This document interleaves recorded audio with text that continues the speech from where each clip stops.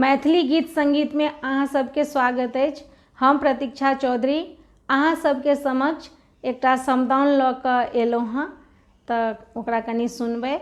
और जँ अहाँ सबके ई गीत नीक लागै तऽ लाइक शेयर और सब्सक्राइब जरूर करब, और गीत केहन लागल ओ कमेंट बॉक्स में जरूर लिखब।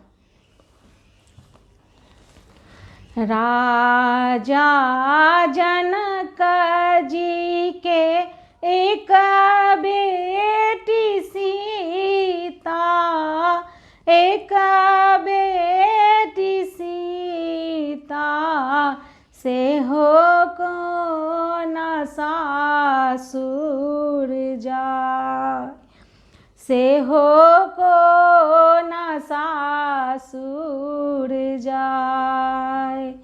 राजा जनक जी के एक बेटी सीता, एक बेटी सीता, से हो कौन सासुर जाय, से हो कौन सासुर जाय।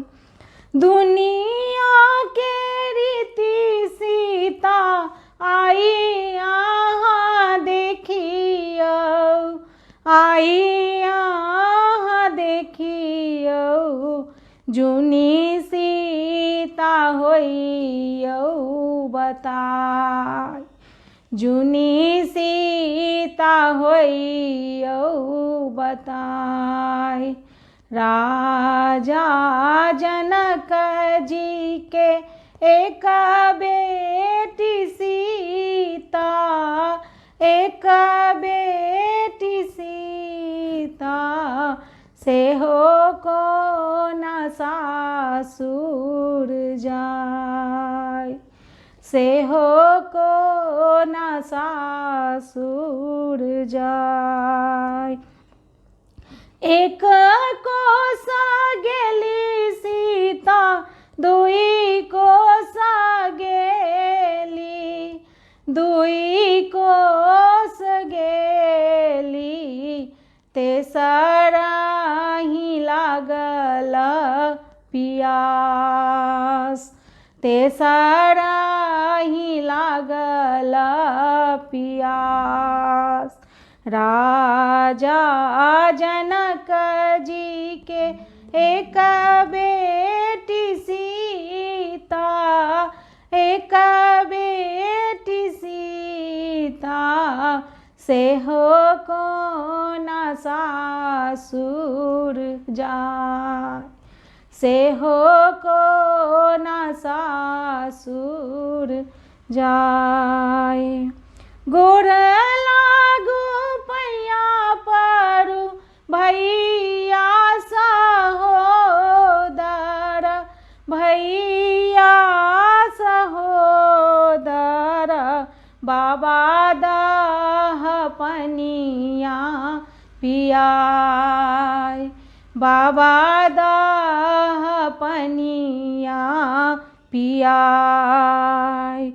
बाबा दह पनिया सीता, रसते बिसरियो, रसते बिसरियो, जाइयो अयोध्या सन राज, जाइयो अयोध्या सन राज। राजा जनक जी के एक बेटी सीता, एक बेटी सीता, से हो कौन सासुर जाय, से हो कौन सासुर जाय, से हो कौन सासुर जाय, से हो कौन सासुर जाय। धन्यवाद। फिर एगो नया गीत के साथ अहाँ सबसे मिलब, तब तक के लिए विदा चाहै छी।